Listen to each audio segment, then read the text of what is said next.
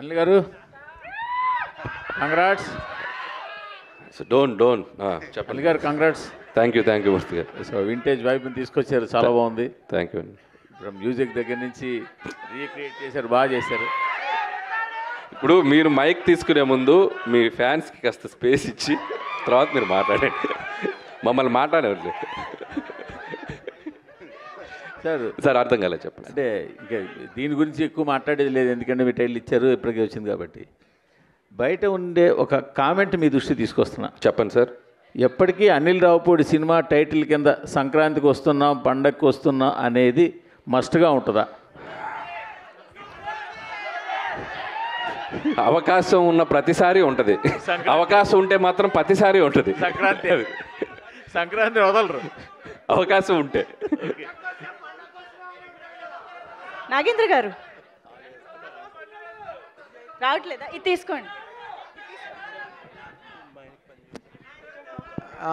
Congratulations all the team first of all. Thank you. And it's a great occasion. Anil Ravipudi ద్వారా highly expected film మా boss megastar చిరంజీవితో వస్తున్నందుకు it is a great occasion on the eve of the birthday. First point. Second point, మీరు జనరల్గా మీరు చేసే సినిమాల్లోని entertainment dose ఎక్కువ ఉంటుంది. అండ్ చిరంజీవి గారు ఈజ్ నోన్ ఫర్ దట్. ఆయనకి ఎన్నో రికార్డులు ఉన్నాయి దాని మీద. మీరు ఇందాక చెప్పినట్టుగా ఘరానా మొగుడు కానీ, రౌడీ అల్లుడు కానీ, వాట్ ఎవర్. ఇప్పుడు మీరు ఆ సినిమాలు అన్నిటి నుంచి దాటి మెగాస్టార్ చిరంజీవి గారిని మళ్ళీ అభిమానులకి కొత్తగా ప్రజెంట్ చేయడంలో మీరు ఫేస్ చేసిన ఛాలెంజ్ కానీ, లేదా మీరు ఎంజాయ్ చేసిన ఎక్స్పీరియన్స్ కానీ ఒక్క మాటలో చెప్పాలంటే ఏం చెప్తారు? ఒక్క మాటలు అంటే మెగాస్టార్ అంతే. అంతే. సో ఆయన ఇచ్చిన కంఫర్టు, ఆయన చేస్తున్న సపోర్టు, సో ఆయన నా కోసం సెట్లో, సో ఆయన నేను ఎంత ఇష్టపడుతున్నానో నాకు అంత ఫ్రీడమ్ ఇస్తున్నారు ఆయన. సో అదే నాకు కావాల్సిన ఇది. అది ఆయన అద్భుతంగా చేస్తున్నారు.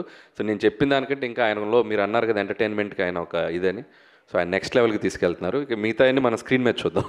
అంటే మీరు చాలా ఫాస్ట్గా ఫిల్మ్, అంటే ఫాస్ట్గా ఏదో ఇన్ మై సెన్స్ కరెక్ట్గా ఇంటాక్ట్గా అనుకున్న ప్రకారం ప్లాన్ చేసుకున్న దాని ప్రకారం చేశారు.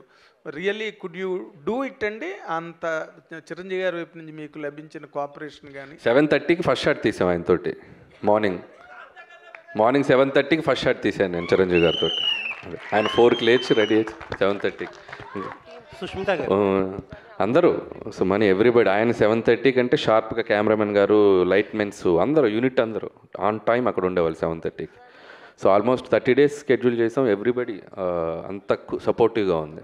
Wish you great success. Thank you. Sushmita గారు